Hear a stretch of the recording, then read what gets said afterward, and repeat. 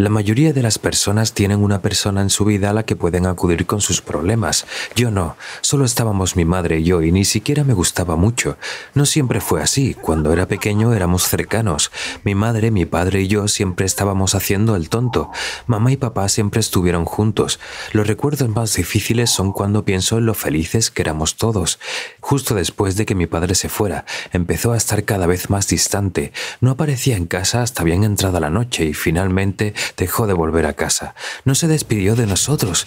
Eso me aplastó. Todo lo que dejó fue una carta. Todavía recuerdo a mi madre leyéndomela. Yo era lo suficientemente grande para leer, pero ella quería leerla. Dijo que su letra era realmente difícil de entender. Mi querido hijo, te quiero. Estas últimas semanas no han sido fáciles para mí. Me ofrecieron un trabajo para el gobierno argentino. Estaré a cargo de mantener al país a salvo de los malos. Eso es lo que siempre quise hacer, pero tiene un precio. Lo que haré debe ser un secreto para ti y tu madre. Si la gente sabe de mi familia, correrá peligro. Ya no puedo volver a casa y no puedes venir a visitarme, pero no te preocupes, seguiré escribiéndote, incluso llamaré cuando pueda. Te querré. Lloré cuando terminó la carta y mi madre instintivamente me dio un abrazo.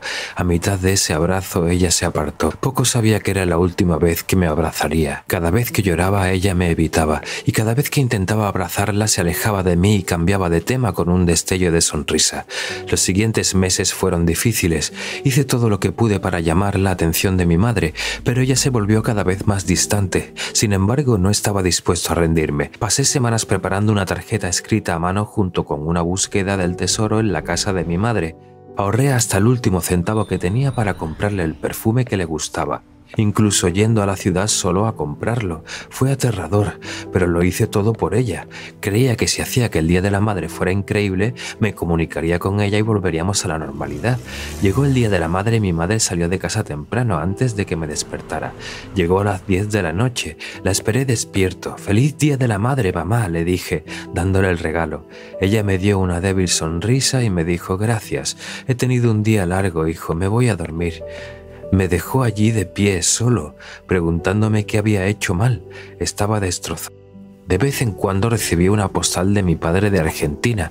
Las postales no contenían nada personal, solo citas famosas como «No juzgues cada día por lo que cosechas». Cuando era joven pensé que eran maravillosas piezas de sabiduría que mi padre había descubierto, pero pronto me di cuenta de que los había encontrado.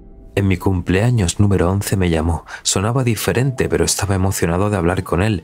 Me deseó un feliz cumpleaños. «Gracias, papá. ¿Cómo estás? ¿Cómo va el trabajo en Argentina? Te echo de menos». Tenía muchas preguntas, pero mi padre no tenía muchas respuestas. Tartamudeó algunas respuestas y luego dijo que tenía que irse. Colgué el teléfono y me golpeé. Todas mis preguntas lo habían ahuyentado. Cuando tenía 12 años, las postales se detuvieron. Fueron reemplazadas por correos electrónicos. Mi padre escribía una vez al mes, siempre lo mismo. «Hola, ¿qué tal? ¿Cómo va la escuela? ¿Todo está bien aquí? El gobierno no me deja decirlo». Terminaba con una cita famosa y yo esperaba que pasara un mes antes de recibir otro correo electrónico. Finalmente reuní el coraje para hablar con mi madre sobre cómo me sentía, pero en el momento en que mencionaba mis emociones, ella cambiaba de tema y encontraba algo con lo que mantenerse ocupada. Estaba claro que mi madre estaba demasiado ocupada para escucharme. Una vez más, me pregunté cómo podía ser tan tonto como para pensar que mi madre y mi padre realmente se preocupaban por mí. Tenía unos 13 años cuando dejé de buscar sus correos electrónicos. Dejé de leerlos, ya no me importaba. En mi mente ahora eran spam. Mi madre estaba mucho más ocupada ahora, había aceptado otro trabajo y casi nunca estaba en casa.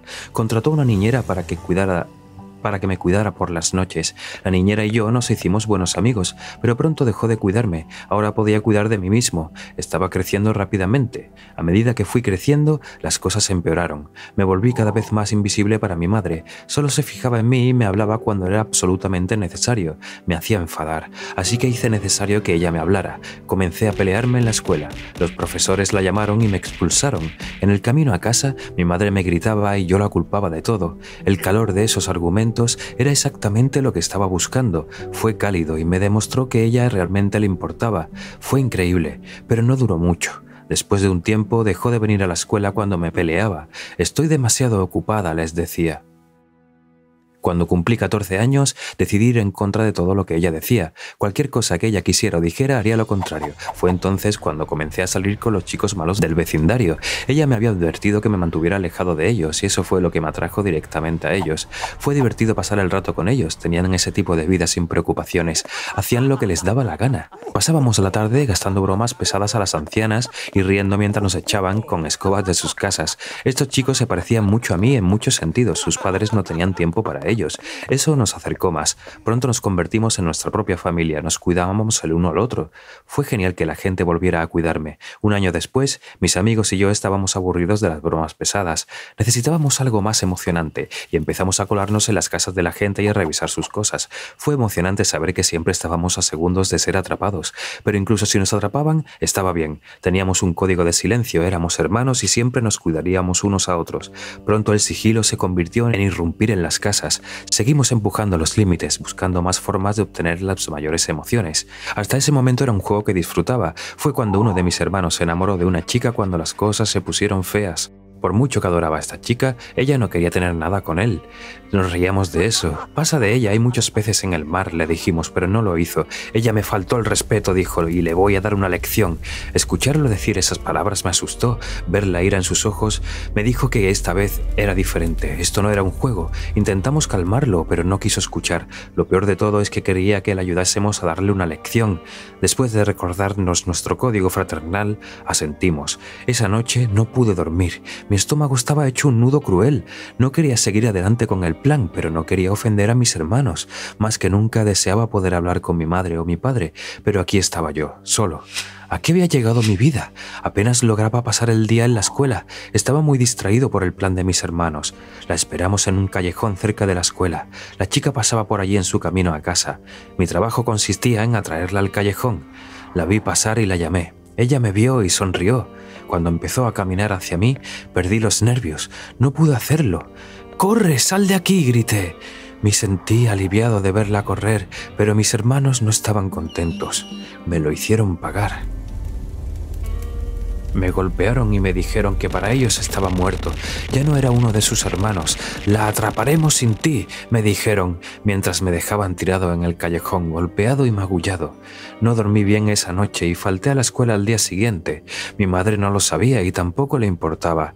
Seguí escuchando las palabras de mis hermanos en la cabeza. «La atraparemos sin ti». Sabía que hablaban en serio y supe que estaban lo suficientemente enfadados como para lastimarla seriamente.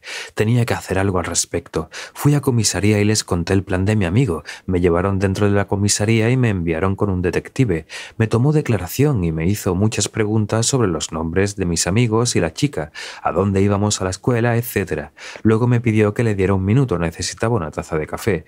El escritorio del detective estaba lleno de archivos. Decidí ayudarlo mientras los arreglaba. Uno de los archivos me llamó la atención. Reconocí el nombre, era mi padre. Lo abrí y ahí estaba.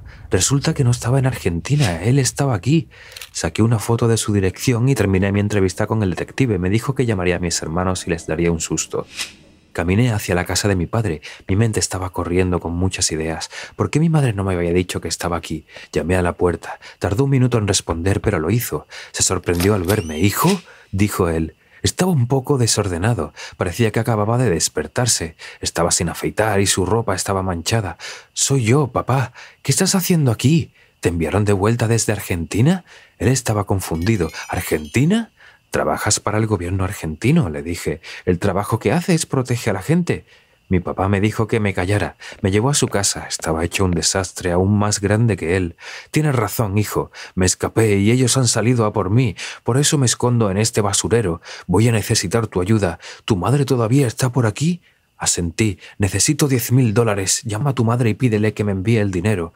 Cuanto más hablaba, más podía ver que me estaba mintiendo. Lo escuché un rato y le dije que volvería. Volví con el detective y le pregunté por mi padre. «Lamento oír que es tu padre. Es un estafador. Ha estado haciendo trampas durante 15 años, dentro y fuera de la cárcel durante los últimos 7 años». No lo podía creer. Mi cabeza estaba borrosa, llena de todas las mentiras que me habían alimentado, de mi madre y ahora mi padre. Me sentí avergonzado y enfadado. Estaba esperando a mi madre cuando llegó a casa. Eran más de las 10 de la noche y estaba agotada. Ella no quería hablar, pero no le di una opción. Le dije que había encontrado a mi padre. Ese era alguien que intentaba aprovecharse de ti, dijo. Pero me di cuenta de que ella no esperaba esto. La pillé desprevenida. Seguí presionándola por respuestas. Todo lo que me dijiste fue una mentira. Trató de distraerme, como siempre lo había hecho, mientras se alejaba de mí. Le dije lo único que había estado en mi corazón todos estos años. La única cosa que no había dicho en voz alta porque estaba demasiado avergonzado para admitirlo. ¿Qué hice para que dejaras de quererme? Entonces se detuvo y se dio la vuelta. Entonces ella comenzó a llorar. Las lágrimas corrieron por su rostro. Por primera vez en años, ella me estaba mirando. Realmente me estaba mirando. Nunca dejé de quererte. Estaba tratando de salvarte, dijo. ¿De quién?, pregunté. De mí, dijo. Se desplomó en el pasillo, sacudiendo la cabeza. Yo era un desastre. Era la razón por que tu padre se fue. Me dijo que era demasiado exigente, demasiado acaparadora. Le hacía demasiadas preguntas sobre dónde estaba y qué estaba haciendo. Me dijo que un médico amigo suyo me había diagnosticado que estaba loca, que si seguía comportándome así, te llevarían los servicios sociales. Finalmente se fue. Me dijo que yo era la razón por la que crecería sin un padre, y si supiera lo que era bueno para mí, te dejaría en paz antes de ahuyentarte como a él.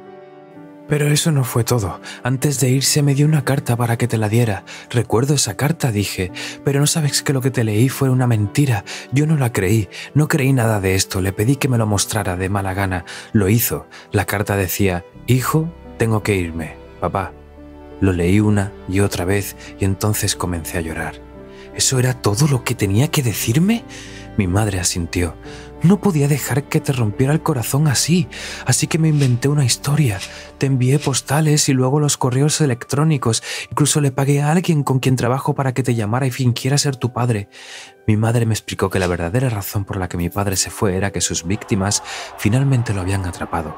Más de 20 personas se presentaron en la casa exigiendo el dinero que les había estafado. Acepté el segundo trabajo para pagarle a esta gente. Para el próximo mes habría pagado cada centavo que les robó. Ambos nos quedamos en silencio durante mucho tiempo. Fue un buen silencio.